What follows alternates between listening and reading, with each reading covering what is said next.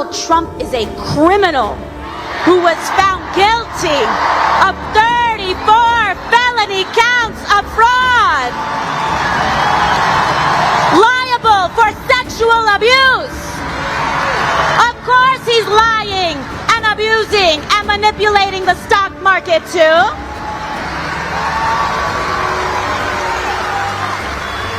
When he talks about rapists and criminals, he should look in the mirror.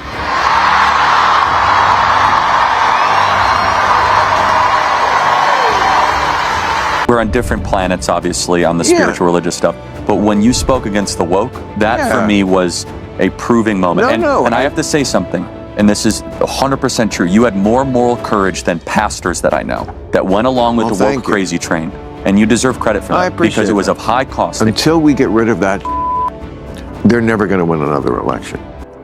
I agree. They're not going to take political advice from me. No, but they might from me.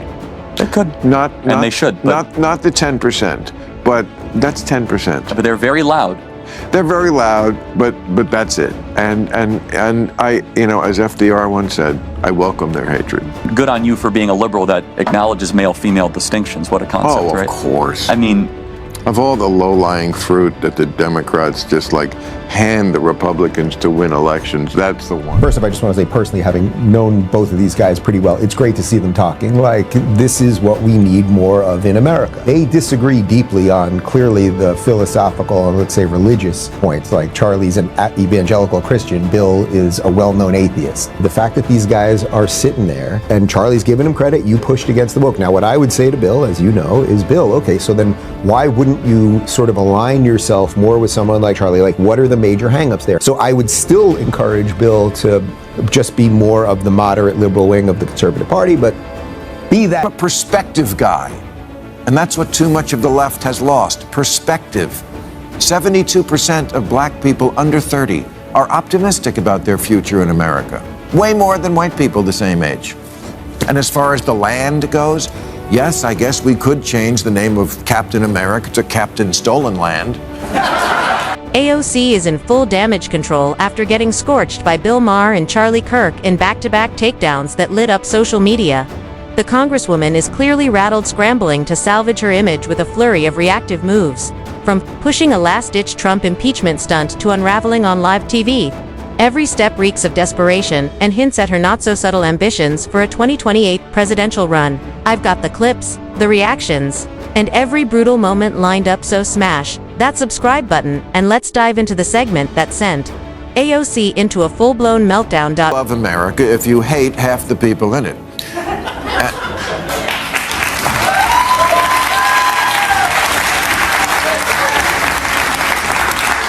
And also if you hate a lot of the things that everybody always loved about it. There's an oft-repeated moment in political debates where the moderator says to the two candidates, say something nice about your opponent. It's always so awkward because the candidates just spent an hour describing how America would be an out-of-control dumpster fire if the other guy won the election. But they still try to answer it. I respect his children. I commend him for what he's doing around cats. He was an Eagle Scout. I think that's terrific.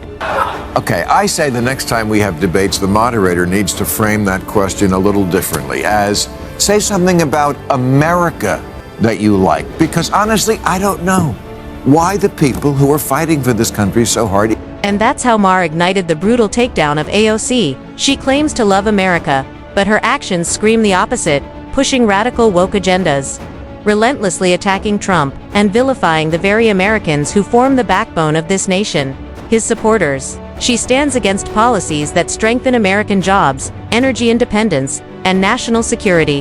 Why? Because this isn't just political posturing, it's a calculated move. AOC isn't fighting for everyday Americans. She's fighting for the spotlight. Her entire career has been one long audition for the presidency in 2028. Every outrage, every theatrical rant on the House floor, every viral moment, it's all part of a carefully crafted script. She wants the power, the platform, the crown, but the act is wearing thin. Americans are waking up. The mask is slipping, and behind it is a self-serving radical armed with nothing but empty slogans. Maher lit the match now. The fire is spreading. Talk. about fighting for the soul of America. Nobody seems to like it very much.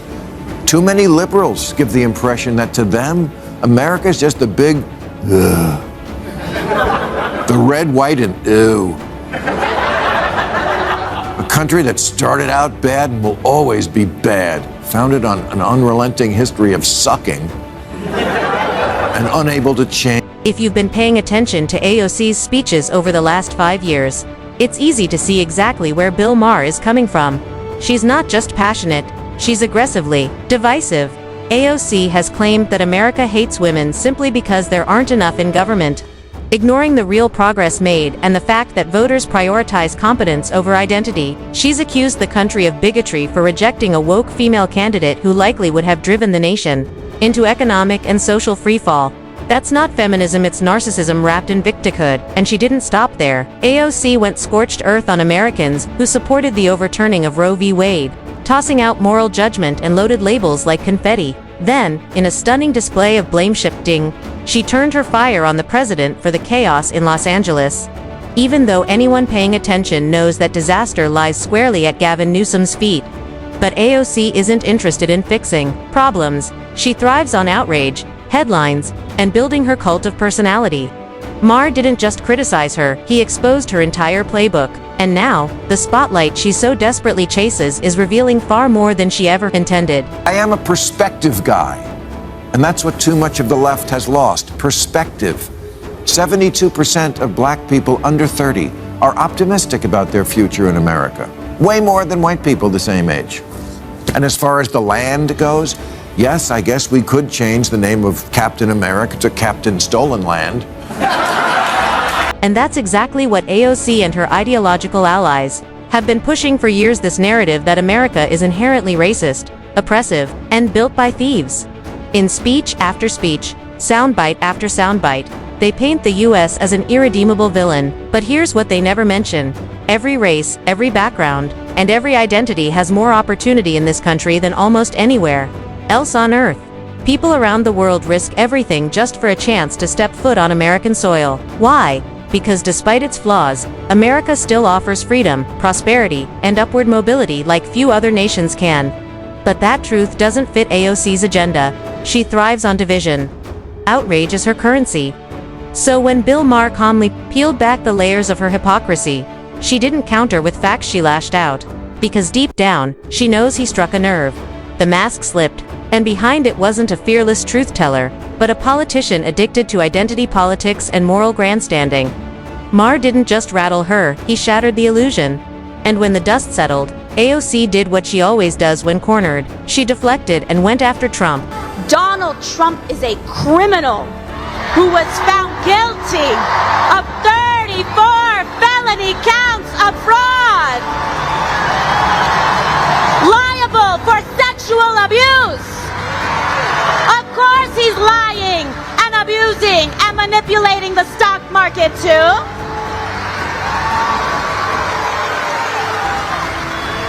When he talks about rapists and criminals, he should look in the mirror.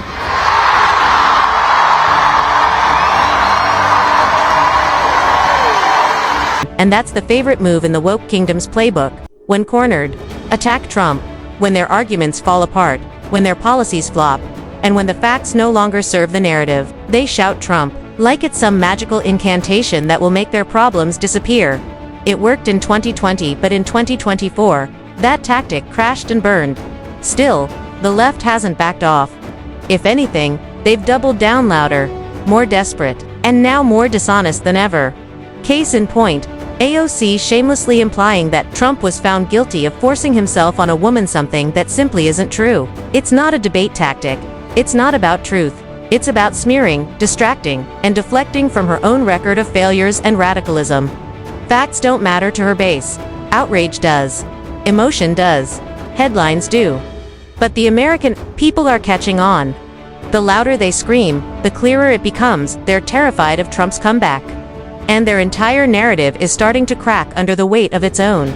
Those like Alexandria Ocasio-Cortez, who say that President Trump illegally in the Middle East declared war. Watch. He also said that it was a war, and I think that the President of the United States admitting that he unilaterally brought the United States into a war without congressional approval is a very grave public admission. It is illegal. Your political point is spot on, Will. How could they be against what's going on? We have peace in the Middle East. The killing has stopped. The shooting has stopped. There's no nuclear weapon. The American people overwhelmingly support this, and this is the day they decide to impeach Donald Trump. What are they trying to impeach? Peace? They're trying to impeach that there's no nuclear weapon? I mean, it's such a political loser for one, and that's exactly what we're seeing here. AOC's latest meltdown can only mean one thing. Trump is back in the crosshairs. The president just brokered a historic peace deal in the Middle East, an achievement that, politics aside, even his critics should acknowledge. But instead of recognizing real progress, AOC immediately calls for impeachment. Coincidence? Not a chance. Some may argue she's just doing her job. But let's be honest, that excuse doesn't fly anymore. This isn't about duty, it's pure damage. Control. AOC has been repeatedly exposed for her hypocrisy, her love of theatrics, and her obsession with staying in the spotlight. From faking arrests for social media clout to constantly contradicting her own policy positions, her credibility is in free fall. So, what's her go-to strategy? Simple: drag Trump back into the headlines. It's the oldest move in the woke playbook when you're losing the argument. Scream Trump and hope the mob takes the bait. But Americans are waking up. Her tantrums aren't leadership. They're desperation disguised as activism. Donald Trump is a criminal who was found guilty of 34 felony counts of fraud, liable for sexual abuse. Of course he's lying and abusing and manipulating the stock market too.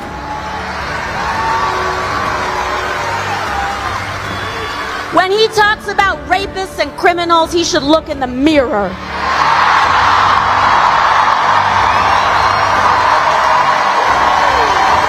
And that's the favorite move in the woke kingdom's playbook. When cornered, attack Trump. When their arguments fall apart, when their policies flop, and when the facts no longer serve the narrative, they shout Trump, like it's some magical incantation that will make their problems disappear.